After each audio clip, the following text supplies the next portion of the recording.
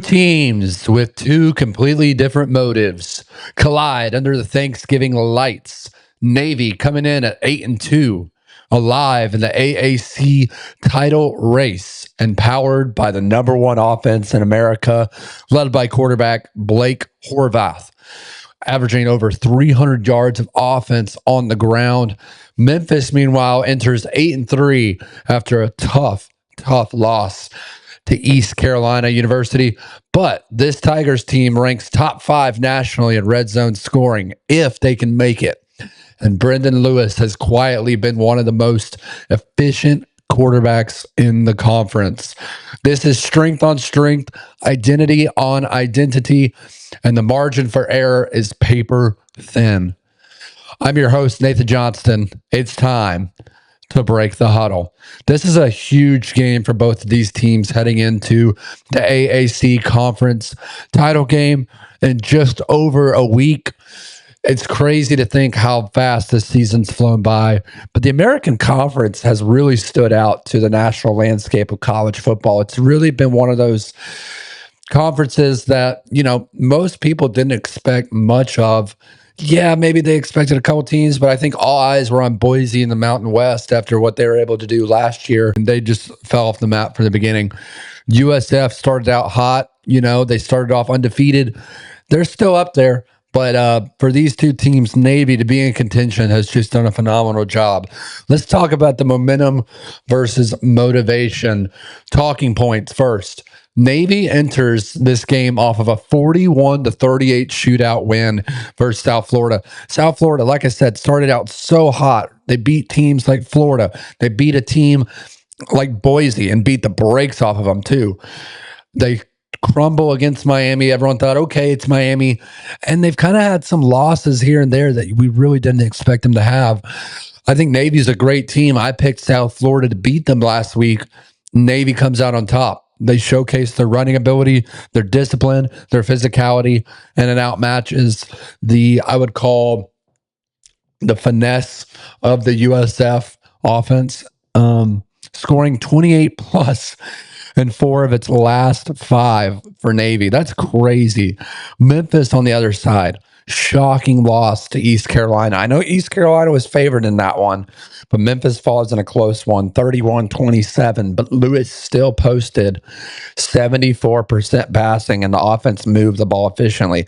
Listen, Brendon Lewis has been injured all season long. When he's healthy, they're dominant. When he's shaken up, he doesn't play at his best. And over the last few weeks, he's been dealing with an ankle injury. He's been dealing with a shoulder injury. He's been banged up. They're still putting him out there because he's their best guy. But when he's not out there, they've got a redshirt freshman coming in, and it's just not the same type of offense. Navy must win to stay in AAC title contention. Memphis is playing for pride, a bounce back, and a shot at a 10-win season. That would still be a huge season for Memphis and the Tigers team. Stat framing. Navy averaging 448 yards per game of offense, ranked 22nd in FBS. Memphis on the other side, not too far behind, 432 yards per game, ranked 30th in FBS. So they're pretty hand in hand, right?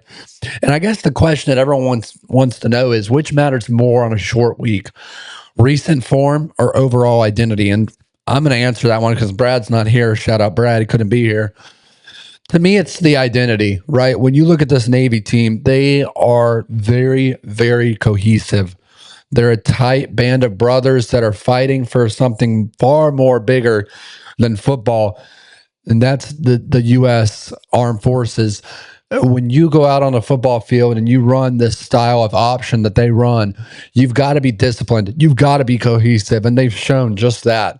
It is not easy to beat a USF team the way they beat them, but they did. They outdueled them. It took 41 points, but what do we say about good teams? They win in multiple ways. Navy can beat you scoring 21 and bending, don't breaking on that defense, or they can shoot out 41 points over 38. So they can beat you in multiple ways. I'm going to take the overall identity when it comes to that. Now, let's talk about the key matchups for this one. Option attack versus a balanced offense for USF. Navy's option offense is lethal on third down. It's hard to stop them on third down. They dial up some great play calls, some great read options. 49% conversion rate, ranked 16th nationally. You talk about Memphis's defense, has some question marks, allows 39% on third down, ranked 70th. Potential mismatch for this game, especially on a short week. Memphis hasn't, I don't believe, I'd have to double check, but I don't think they've had to play an option team like Navy. And even if they have played an option team, it's definitely not anywhere near Navy. And then we talk about Memphis on the other side. Memphis's passing efficiency is a major difference. Brendon Lewis, 2,300 yards, almost 2,400 yards passing, and 71.7 completion rate. That's pretty dang good. Again, he's been banged up. I'm curious to see how this one plays out.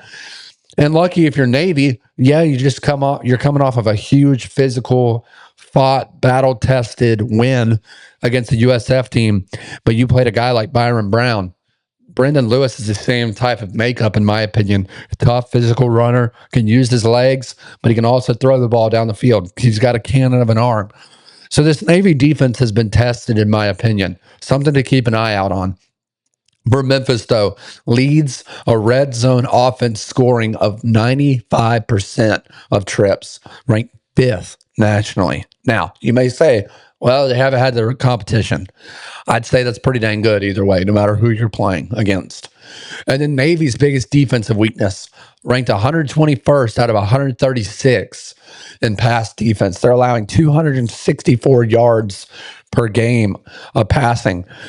The thing with Navy is they want to control the clock on offense, right? They want to draw up some long 10 to 12-minute drives. Maybe that's a little bit far-fetched. They want to draw up 9 to 12-minute drives. USF. Memphis, on the other side, they want to draw up very quick, fast tempo, right? They want to get ahead of the chains. They want to get ahead on the scoreboard because if they can get ahead by 10, 13, 14 points, it's going to put Navy in a very difficult spot offensively to try to regroup, to maybe throw the ball a little bit more than they want to, even though they have the capability.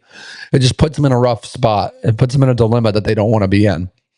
Let's talk about the players, key players to look at. Obviously, starting with Navy's quarterback, Blake Horvath. This dude has been outstanding. We've watched him for, 3 years now in this starting offense. 986 rushing yards, 13 rushing touchdowns. We talk about Haynes King with 14 rushing touchdowns. Blake Horvath, I always say Horvath.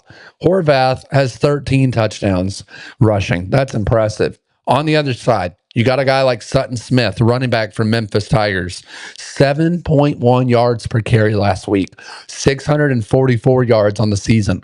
That's crazy. A question that I want to ask you fans, and a question that I'll answer myself.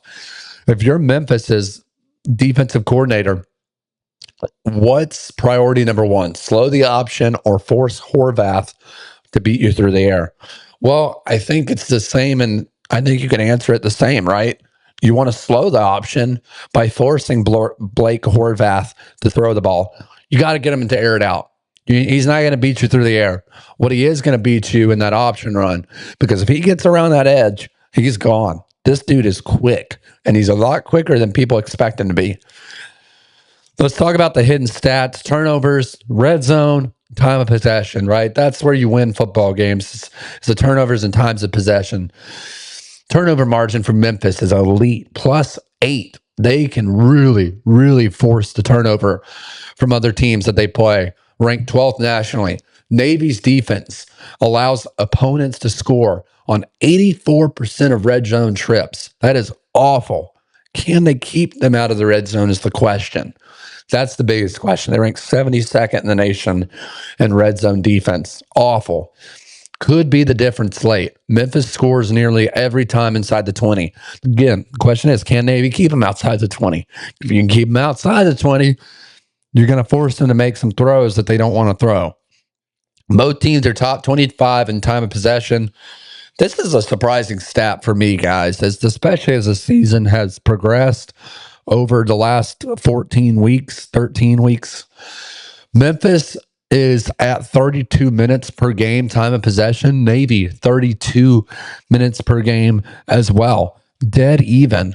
I think it's a difference of 10 seconds. 32-11 for Memphis, 32-01 for Navy. So, listen, as much as we want to talk about Memphis putting up some points early, they like to control the clock too.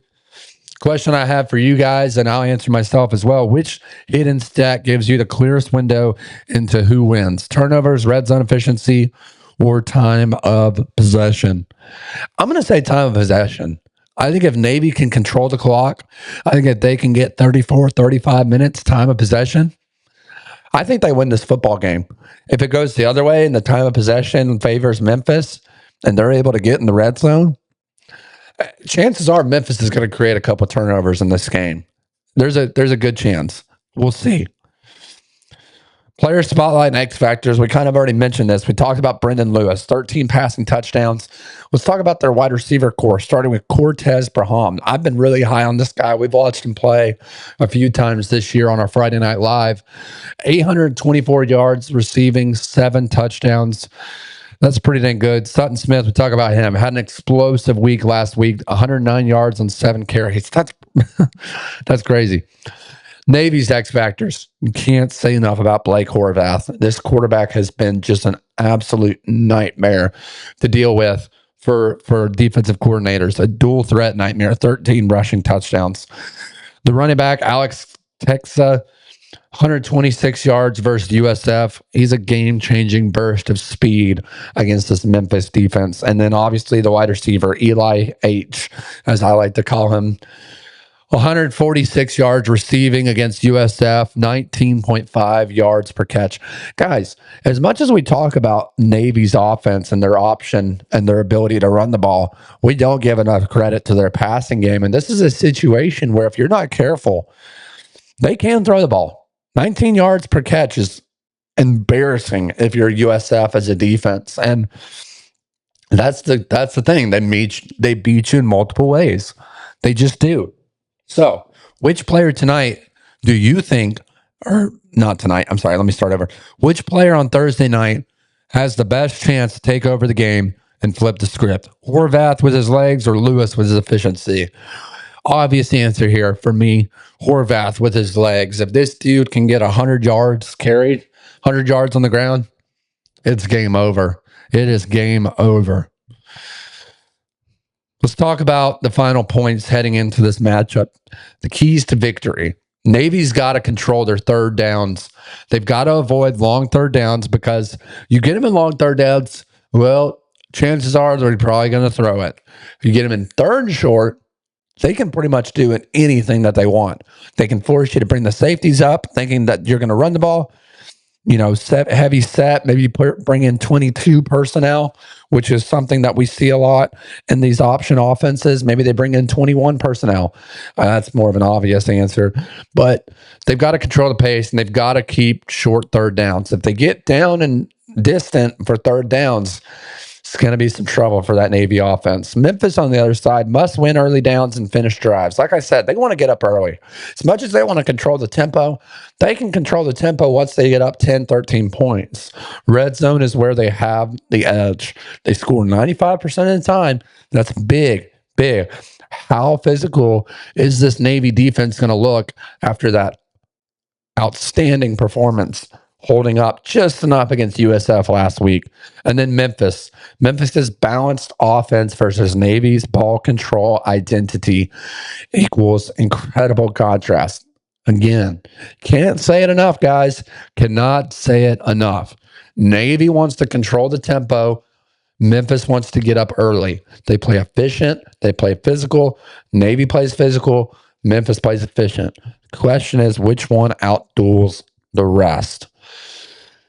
Memphis comes into this game at home at Simons Bank Liberty Stadium in Memphis, Tennessee. 7:30 kickoff on ESPN on Thursday, Thanksgiving night. Memphis currently favored in this one by -5.5. You got to give the road edge, the home field advantage to Memphis. This is an easy one for me, guys. Give me the Navy Midshipmen. I've been wrong on them all year, and I know it's a big spread for the Memphis Tigers, but That just seems like a must-win game for Navy. They're motivated. They're cohesive. They have the overall identity. I don't think this Memphis defense is going to be able to stop Blake Horvath. I really don't. You may be able to limit him. You're not going to stop him. And just when you think they're going to run the ball, they throw it over the top to Eli H. This is going to be an incredible matchup on Thanksgiving night. Once you get your pumpkin pie, your apple pie, your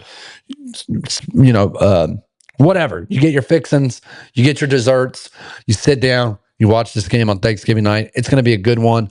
Drop your score prediction down below. Hit that subscribe button. Help us to get to 1,000 subs. We're so close. We're at about 815 right now. Really appreciate all the support so far. We will not be live this Friday night. We'll be back December 5th for the American Athletic Conference Championship game live for Break the Huddle After Dark. We'll see you then. Be sure to hit that subscribe button. We'll see you next week. It's time to break the huddle.